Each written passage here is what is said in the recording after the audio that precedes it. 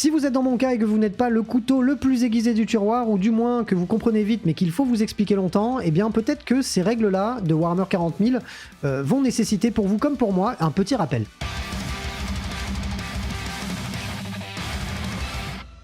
Avant d'aller plus loin dans cette vidéo, si vous voulez supporter le studio dans son développement, comme d'hab, je me répète, vous pouvez faire vos achats via MyHobbyPlace, ça fait plaisir.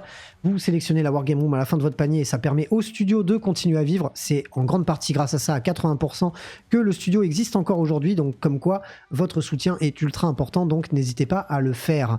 Si vous n'en avez rien à taper des règles de Warhammer 40 000, que vous êtes là parce que vous aimez regarder mes vidéos sur YouTube ou sur Twitch parce que vous trouvez, je sais pas, que j'ai l'air d'être un mec sympa, je vous invite à mettre en commentaire l'endroit où vous vivez, puisque vous êtes de plus en plus nombreux à suivre la chaîne, et c'est vrai que j'aimerais bien savoir un petit peu d'où vous venez, notamment les francophones, issus d'autres pays, ou du moins dans quelle ville, dans quelle région, dans quel département vous vous situez.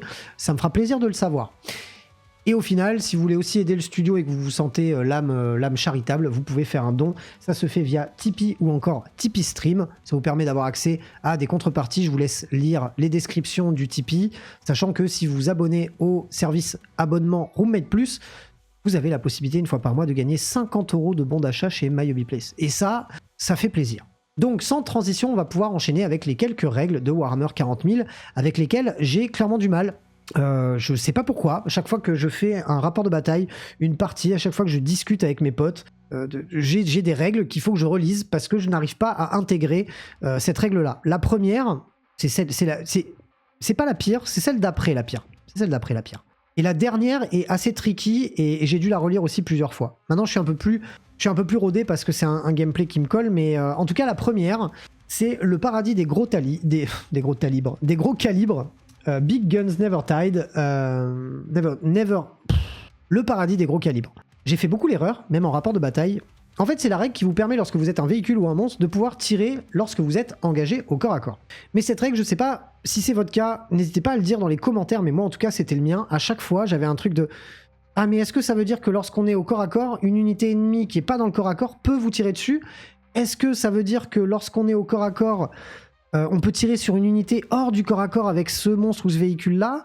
En fait, la règle est simple, mais j'ai eu vraiment du mal à l'intégrer. En fait, lorsque vous êtes un monstre ou un véhicule, lorsque vous êtes au corps à corps, en effet, vous pouvez utiliser vos armes de tir. À savoir que vous n'aurez pas le droit d'utiliser vos armes de tir qui ont le mot-clé Blast. Ça, c'est une règle qui est précisée dans le mot-clé Blast, pour éviter un peu les trucs trop obvious, mais en tout cas, les armes à Blast ne fonctionnent pas lorsque vous tirez au corps à corps.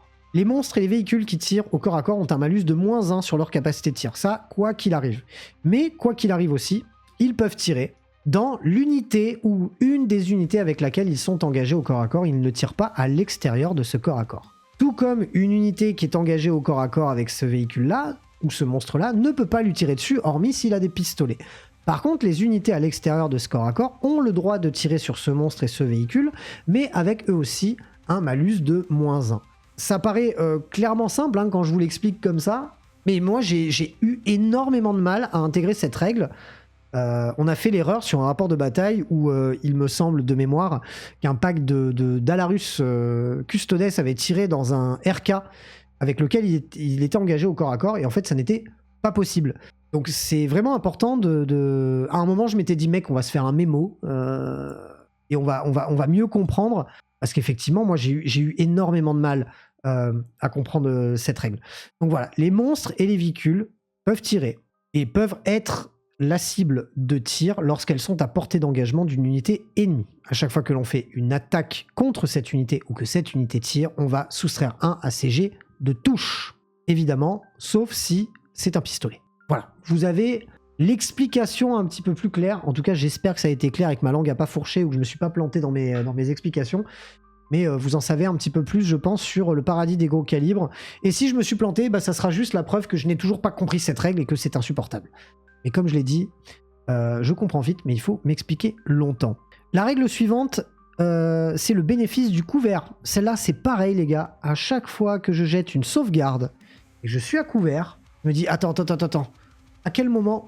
En fait, de base, lorsque vous êtes à couvert, pour rappel, le couvert, c'est quand vous êtes dans un élément de couvert ou quand vous êtes partiellement non visible, le bénéfice du couvert, vous allez ajouter 1 à votre jet de sauvegarde, à votre armure, donc à votre jet de sauvegarde.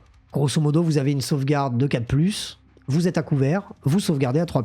Je ne prends pas en compte les pénétrations d'armure. Bien évidemment, la pénétration d'armure vous réduit cette armure puisque c'est une pénétration. Mais il est précisé, et c'est à chaque fois sur ça que je bute de ouf, c'est que il y a certains cas où lorsqu'on a une pénétration d'armure de 0, ce qui est beaucoup le cas sur beaucoup d'armes, on ne peut pas améliorer cette armure si on est à couvert. En fait, c'est pour nerfer un petit peu les armures trop fortes. Parce que forcément, un mec qui est en sauvegarde à 2+, qui pourrait éventuellement sauvegarder en 1+, même si un 1 est toujours raté, bref, vous m'avez compris. En fait, la règle, elle est assez simple. C'est que grosso modo, vous séparez les sauvegardes à 4+, du reste. Les sauvegardes à 4, 5, 6 et plus ne sont pas concernés par cette règle spéciale. La règle spéciale précise que lorsque vous avez une sauvegarde de 3+ ou mieux, donc de 3+ ou 2+, la pénétration d'armure de 0 ne peut pas vous donner le +1 à l'armure. Exemple, vous êtes un Custodes, vous êtes un Space Marines, donc vous avez soit une sauvegarde à 2, soit une sauvegarde à 3. Vous êtes dans un couvert, quelqu'un vous tire dessus avec une pénétration d'armure de 0, et ben vous n'avez pas de +1 à votre sauvegarde d'armure.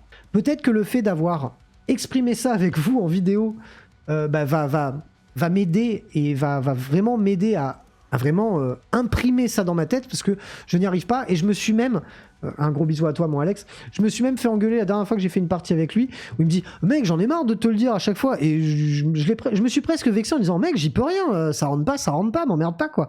Donc voilà, au moins vous avez l'explication par rapport à cette règle. Moi clairement c'est celle avec le paradis des gros calibres que j'ai eu le plus de mal et que j'ai encore le plus de mal à intégrer. Et si ces quelques précisions vous permettent d'y voir plus clair, et ben j'en suis super content. Et n'hésitez pas dans les commentaires si je me plante sur un truc. Je m'estime pas avoir la parole divine, les gars. Hein. J'essaie juste de vous donner des clés. Si je me suis trompé, bah, je suis désolé. N'hésitez pas à le dire et j'épinglerai votre commentaire pour que ça puisse aider à comprendre. Et je vois en commentaire, tu peux tirer hors du corps à corps, je vérifie et je te redis, et ben il me semble pas. Les unités hors du corps à corps peuvent tirer sur ton monstre et ton véhicule, par contre, sur la règle, on va la revérifier ensemble, on va la revoir, comme ça vous voyez. Je vous invite d'ailleurs à rejoindre l'émission si vous voulez y participer, c'est tous les lundis soirs. C'est bien précisé, monstres et véhicules, unités qui sont éligibles à tirer lors de leur phase de tir, lorsqu'elles sont à portée d'engagement de une ou plusieurs unités ennemies, leurs armes de tir équipées, donc par les monstres et véhicules, peuvent target, donc prendre pour cible une ou plusieurs unités ennemies qui sont à portée d'engagement. Bah, ça ne l'interdit pas, mais ça précise. Units can target one or more of the enemy unit they are within engagement. Ah oui, c'est pas must, c'est can. Eh ben bien joué les gars, au moins on aura eu la correction en live. Au moins on aura eu la correction en live et vous aurez ça sur la vidéo YouTube. En effet, c'est précisé qu'on peut tirer dans les unités avec lesquelles on est engagé. Et pas on doit tirer sur les unités avec lesquelles on est engagé. Bien évidemment, voilà. Bon, sans la déflagration, bien évidemment. À noter, effectivement, oui, par rapport à vos commentaires, que l'arme à blast, donc l'arme à déflagration, ne fonctionne pas lorsqu'on tire dans le corps à corps. Et lorsqu'on tire sur une unité hors du corps à corps, on peut le faire. Par contre, ce qui ne fonctionne pas, c'est le fait de tirer avec une unité, ce qu'on avait raté sur un rapport de bataille, comme ça vous le saurez pour vous. C'est là où parfois cette règle peut être un petit peu compliquée à comprendre, à assimiler. C'est que du coup, comme on a la possibilité de tirer dans un monstre ou un véhicule qui est engagé au corps à corps avec un -1, mon pote, à ce moment-là, lui était engagé avec des Terminators avec ce monstre et ce véhicule, c'était un RK, et il lui avait tiré dessus. Sauf qu'en fait, il n'avait pas le droit. Tu ne peux pas tirer dans un corps à corps quand tu es une unité infanterie, par exemple. Sauf si c'est des pistolets. Donc voilà. Mais au moins, on est un petit peu plus précis là-dessus. Merci les gars, vous êtes au top. N'hésitez pas à mettre plus de précision dans les commentaires si vous êtes sur YouTube. On va terminer avec la dernière règle. Alors celle-là, les gars, j'ai eu aussi un petit peu de mal, et même encore aujourd'hui, hein, j'ai beaucoup de commentaires des fois qui me disent « Ah, mais tu peux faire ça ?» Et en fait, oui. Donc, on va revenir sur la règle de l'engagement au corps à corps, du corps à corps de base. En fait, le corps à corps de base, lorsque vous chargez une unité, lorsque vous avez des combats, la règle universelle des combats à Warhammer 40 000, c'est qu'on commence par le joueur dont ce n'est pas le tour, et on alterne. Mais c'est là où la lecture est un petit peu plus précise que ça, c'est qu'on a la règle de tape en premier, fight first. Il faut savoir que la règle de fight first fait que lorsque vous avez une unité qui est éligible à taper à la phase de combat, vous allez pouvoir utiliser cette capacité et du coup activer cette unité en premier. Sauf que la capacité Fight First, vous l'avez sur certaines unités nativement dans leur datasheet, mais en fait c'est une capacité que vous gagnez automatiquement lorsque vous faites un mouvement de charge. Petit rappel, l'intervention héroïque les gars est considérée comme un mouvement de charge. Du moins, vous ne perdez pas ce bonus. Vous faites une intervention héroïque, vous avez le Fight First. Attention à ça. Et c'est super important parce qu'en fait, si on lit la règle de combat, de base, si on n'avait pas cette charge, en fait ça serait à votre adversaire systématiquement de taper. Ce qui n'est pas le cas parce que lorsque c'est votre tour de jeu, vous allez charger des unités ennemies. Et comme le fait de charger vous donne un Fight First. Si, tu as Nimzovic, merci pour ton commentaire. Justement, je rebondis encore là-dessus parce que c'est pas clair pour tout le monde. Tu n'as pas les bonus de charge. Les bonus de charge, c'est uniquement le Fight First. Donc quand tu charges avec une unité qui a nativement la capacité Fight First... Ah oui, j'ai pas précisé, pardon. Si tu charges ou que tu fais une intervention héroïque avec une unité qui a nativement dans sa datasheet le mot-clé Fight First, tu gagneras le Fight First. Parce que les bonus liés à la charge, il n'y en a qu'un seul, c'est le Fight First. Par exemple, autre exemple pour expliquer le truc, lorsque vous êtes un Blood Angel, on dit que lorsque vous chargez, vous avez un bonus de +2 à la force et +1 à l'attaque. Eh bien ce bonus-là n'est pas un bonus de charge. C'est-à-dire que lorsque vous faites une intervention héroïque avec une unité Blood Angel, vous gagnez +2 force et +1 attaque. Par contre, effectivement, si vous n'avez pas nativement dans votre datasheet la capacité Fight First, le fait de faire un mouvement d'intervention héroïque ne vous donne pas accès au Fight First. Rien que là, avec l'explication, je sais que j'ai perdu la moitié de vous sur les vues, mais une fois que vous allez avoir pratiqué 2-3 fois le truc, vous allez très très vite comprendre. Ça n'empêche pas votre adversaire de vous interrompre, c'est-à-dire que on va faire un tour. Par exemple, vous chargez avec plusieurs unités. Ces unités gagnent nativement le mot-clé Fight First. Votre adversaire va tout de même pouvoir, une fois que vous aurez activé une de vos unités, dépenser 2 points de commandement pour interrompre et vous taper avec une de ces unités. Même si nativement dans vos datasheets, vous avez le mot-clé Fight First. Donc c'est important de prendre ça en considération. Le mot-clé Fight First natif dans vos datasheets ne vous prémunit pas, ne vous sauve pas d'une intervention, d'une interruption. Quoi qu'il arrive, lorsque vous activez une unité, votre adversaire pour 2 points de commandement, il peut vous interrompre à la prochaine activation.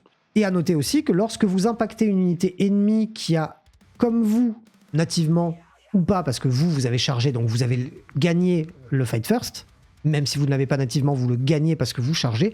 Par contre, si vous chargez une unité ennemie qui a le Fight First, comme la règle précise que l'on commence par l'adversaire dont ce n'est pas le tour, à armes égales, Fight First contre Fight First, c'est votre adversaire qui commence.